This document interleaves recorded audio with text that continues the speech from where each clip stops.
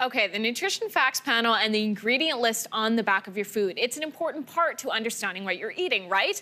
But with so many numbers, long lists of ingredients, the information can be simply overwhelming. So we've called in registered dietitian Nishta Saxena to break it all down for us. Thanks so much for being here, My Nishta. pleasure. How are you? I'm good. You've broken this down Yes. into really simple steps to help us wade through all the information. Absolutely, because there's two components we're going to look at, the nutrition facts panel as well as the ingredient list, because you really want to look at them together to assess the type of food that you're eating. Okay, so what's the first thing that we need to know when we're trying to figure out what we're eating? Well, the first thing you need to know is when you look at a nutrition facts panel, you can see here it highlights all of the different percent values. It's based on a 2,000 calorie diet, which is not the diet everyone needs, but they had to pick that middle mark to be able to show you what's in a food. A quick tip here is to understand that if you're looking for something that has a little of something, you can look in that percent column and look for 5% or less. So things we want less of, like salt or sugar or trans fat, we want to see 5% or less. Okay. Things we want more of, such as fiber or iron or calcium,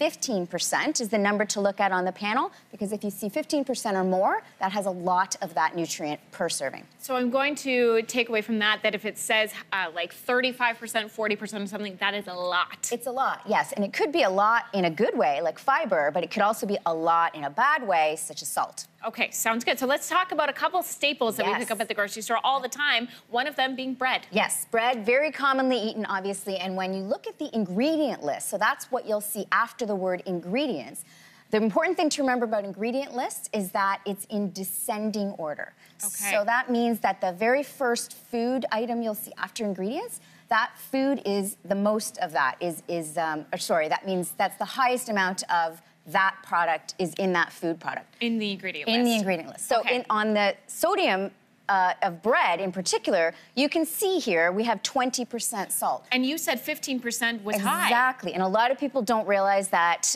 bread is a very high source of salt. Another thing to see is fiber's 8%, so that's not too bad, but one of the things that you want is to see if you can get more, if you can get 15%.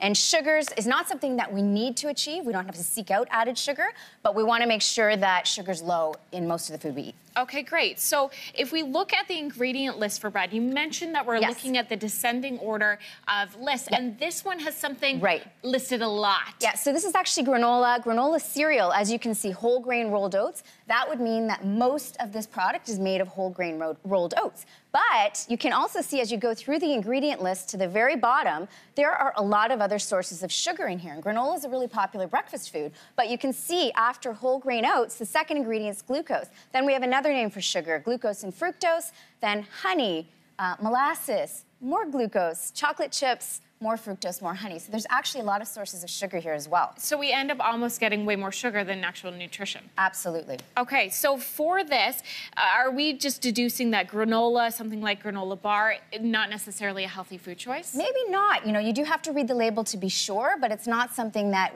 it's kind of a little bit like a glorified chocolate bar most of the time. Okay, so we've done bread and we've also done granola. Yes. Now let's move on to another popular breakfast item, a muffin, a blueberry muffin. Yes, a very popular breakfast item. The main thing I want you to notice here is the calories. Okay. 300 or more, even 350 calories is a meal. Not a snack. Not a snack. So many people would think of this as a snack because it's a singular muffin. That's a lot of calories. Then you scroll down and obviously you're seeing there's a lot of sugar in this one product, 28 grams in one muffin. Nishta, you also pointed out that we don't necessarily need to achieve an amount of sugar in a day, but this has a percentage value with it, as if saying we need to get 100% sugar, right? You definitely don't need to seek out added sugar. That might be there just for an extra layer of information, but there's not an amount of sugar that we want to get every day. Generally speaking, our guidelines are to get less than 100 grams a day of added sugars in our diet. Okay, and that muffin has 28 grams. Yes, which is a lot. It also is really high in sodium. Yes, it's very high in sodium, and this is a problem for a lot of people in Canada who need to monitor the amount of sodium they're getting.